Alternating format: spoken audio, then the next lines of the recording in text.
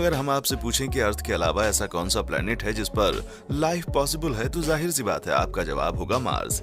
आप भी सोच रहे होंगे कि भाई आज हम आपसे ये बात क्यों पूछ रहे हैं, क्योंकि मंगल मिशन मूवी देखने के बाद ये बात बच्चा बच्चा जानता है। लेकिन दोस्तों एक बात और है, वीडियो छोड़कर जाने की बिल्कुल जरूरत नहीं है। 2 मिनट रुक जाइए, हमारा अगला सवाल तो सुन लो। हमें ये बताएं कि मार्स पर जीवन पॉसिबल है तो क्यों है? क्योंकि ना तो यहाँ पर ऑक्सीजन अच्छी खासी मात्रा में है और ना ही पानी। तो क्या सिर्फ जमीन और पहाड़ होने की वजह से मार्स पर लाइफ पॉसिबल है? बताइए बताइए। नहीं पता ना, इसीलिए बोल रहे थे रुक जाइए। भले ही मार्स पर लाइफ पॉसिबल है ये बात सब जानते हैं, पर क्यों पॉसिबल है ये बात कोई नहीं जानता। अगर जानना चाहते हैं तो वीडियो को आखिर तक देखिए, और वीडियो को लाइक किए बिना तो बिल्कुल खिसकने की सोचिएगा भी मत। तो चलिए बिना कोई देर किए आज की वीडियो शुरू करते हैं। दोस्तों मंगल ग्रह हमारी धरती का सबसे करीबी पड़ोसी है। अंतरिक्ष में दूसरी दुनिया तलाशते इंसान को इस लाल ग्रह से इस मामले में काफी उम्मीदें हैं, मगर प्रॉब्लम यह है कि वहाँ के हालात ठीक नहीं है। वहाँ के हालात जो जिंदगी के पनपने के लिहाज से काफी सख्त हैं। ये बंजर है, बेहद ठंडा है और वहाँ औसत तापमान -60 डिग्री सेल्सियस रहता है। और ठंड में मंगल ग्रह के ध्रुवों का तापमान तो -126 डिग्री सेल्सियस तक गिर जाता है। मंगल का वायुमंडल कमजोर है, इतना कमजोर कि अंतरिक्ष से रेडियो एक्टिव किरणों की मंगल पर जैसे बमबारी होती है।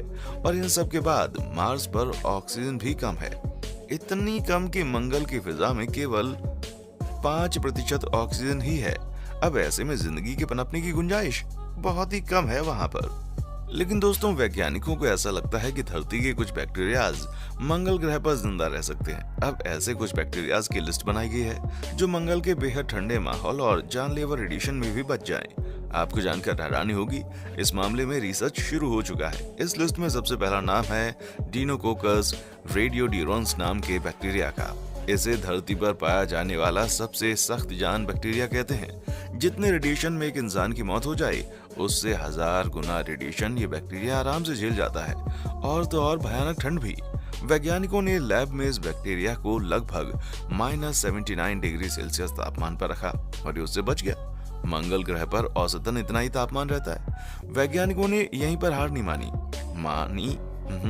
उन्होंने इस बैक्टीरिया पर भयानक रेडियो एक्टिव गामा किरणों की बौछार की, ताकि देख सकें कि ये मंगल ग्रह की जमीन के अंदर छुपने के बाद भी होने वाले रेडिएशन के हमले को झेल सकता है या नहीं।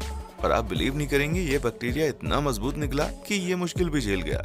ये सबसे पहली वजह है जिसके कारण वैज्ञानिक मानते हैं कि मंगल के बेहद सख्त वातावरण में भी हो सकती है वहां पर लाइफ। सोचिए अगर आप वीडियो छोड़कर चले जाते तो क्या आपको ये बात पता चलती? नहीं ना। तो चलिए बिना बोली वीडियो को लाइक कर दें, ताकि हम आपको दूसरी पॉसिबिलिटीज से रूबरू करवा सकें। हम आपको बता दें कि मार्स हमारी पृथ्वी से आधा है, लेकिन बात अगर ठोस जमीन की करें तो पृथ्वी और मंगल के पास एक बराबर जमीन है। आप भी सोच रहे होंगे ना कि कैसे? तो दोस्तों वो ऐसे कि पृथ्वी का 71% हिस्सा समुद्र और महासागरों से भरा हुआ है। तो वहीं मंगल ग्रह पर सागर तो छोड़ी, छोटा सा तालाब तक नहीं है। मंगल की लगभग पूरी जमीन ही ठोस है। आप इस मार्स का कंपैरिजन डेजर्ट के साथ कर सकते हैं, जहां होती है तो बस धूल ही धूल। जो सवाल अभी आपके मन में चल रहा है ना, एक वक्त में यही सवाल हमारे वैज्ञानिकों के मन में भी चल रहा था कि जहां हम इंसान रहने की सोच रहे हैं, अगर वहां पर पानी नहीं हुआ तो लाइफ कैसे पॉसिबल है?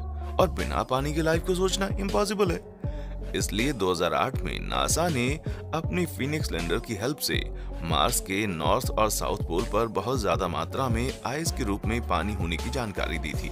इसके बाद जब बाकी के देशों ने अपने अलग अलग ऑर्बिटल मिशन मंगल ग्रह के लिए लॉन्च किए, जिसमें हमारे भारत का भी ऑर्बिटल शामिल है, उन्होंने इस बात की पुष्टि कर दी कि मंगल के दोनों पोल्स पर पानी आइस के रूप में है।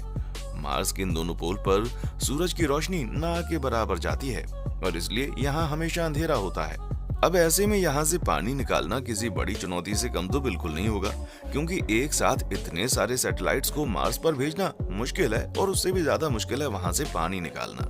अगर आपको इसे आसान भाषा में समझाएं तो मंगल के जैसे ही हमारी पृथ्वी पर भी 2 पोल्स हैं, नॉर्थ पोल जिसे आर्कटिक रीजन बोलते हैं और साउथ पोल जिसे अंटार्कटिक रीजन कहते हैं। मंगल ग्रह की तरह ही हमारी पृथ्वी पर इन दोनों जगहों पर पानी बर्फ के रूप में है। इन दोनों जगह पर क्लाइमेट इतना भयंकर है कि लाइफ पॉसिबल ही नहीं है। भले ही पूरी दुनिया मार्स पर पानी मिलने की खुशी मना रही थी, लेकिन आप हमारी इस बात पर गौर कीजिएगा कि ये पानी पोल्स पर मिले हैं जिन्हें एक्सट्रैक्ट करना बहुत ही मुश्किल है, और इसलिए साइंटिस्ट मार्स पर पानी को एक ऐसी जगह ढूंढ रहे हैं जहां सूरज की किरणें पड़ती हों, खास करके इक्वेटर के आसपास। आप भी सोच रहे होंगे कि साइंटिस्ट सिर्फ इक्वेटर के आसपास ही क्यों चाहते हैं, पानी को कहीं और क्यों नहीं। वैसे हम आपको जवाब बताएं उससे पहले बोलना चाहेंगे कि देखिए, हमारी वीडियो को देखते देखते आप भी लॉजिकल सवाल करना सीख ही गए ना। सोचिए, अभी तो वीडियो खत्म भी नहीं हुई है, इसलिए फटाफट से वीडियो को लाइक और चैनल को सब्सक्राइब कर दें। दोस्तों, आपको बता दूं कि इक्वेटर एक ऐसी लाइन है जो किसी प्लेनेट को दो अलग अलग हिस्सों में डिवाइड करती है, और तो और दोस्तों, बाकी की जगहों के मुकाबले इस जगह के एरिया का टेम्परेचर ज्यादा होता है। और आपने ये चीज खुद भी देखी होगी कि नॉर्थ इंडिया के मुकाबले साउथ इंडिया की ह्यूमिडिटी और टेम्परेचर ज्यादा होता है।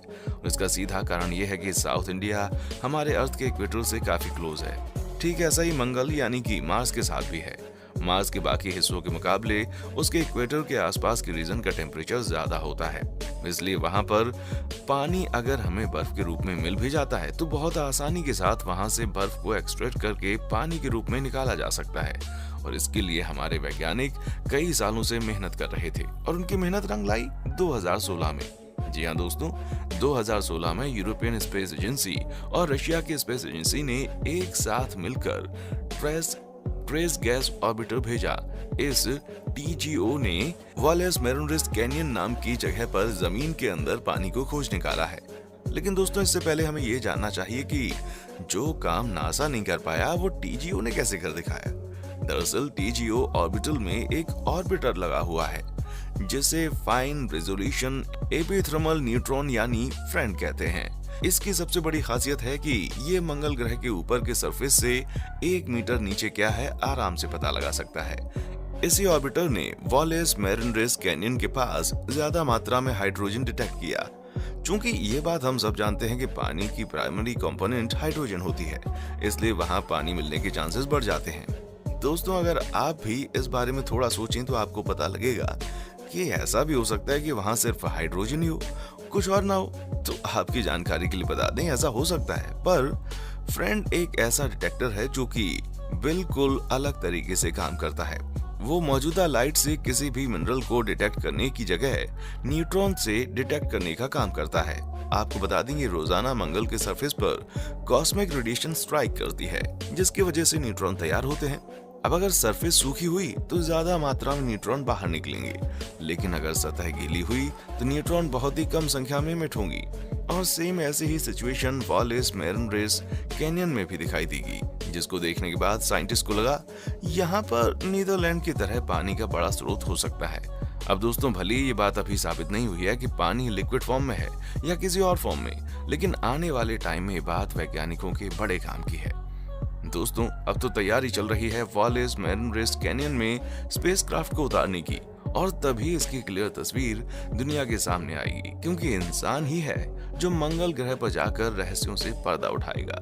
खैर, आपको क्या लगता है कि पानी के मिल जाने से हमारी लाइफ मार्स पर पॉसिबल है? क्योंकि पानी के अलावा भी हमारी बॉडी बहुत तरह के एस्पेक्ट पर निर्भर करती है। कमेंट सेक्शन में आकर जरूर बताएं। वीडियो पसंद आई है तो वीडियो को लाइक और अपने दोस्तों के साथ शेयर जरूर करें। चैनल को सब्सक्राइब करें। देखने के लिए शुक्रिया।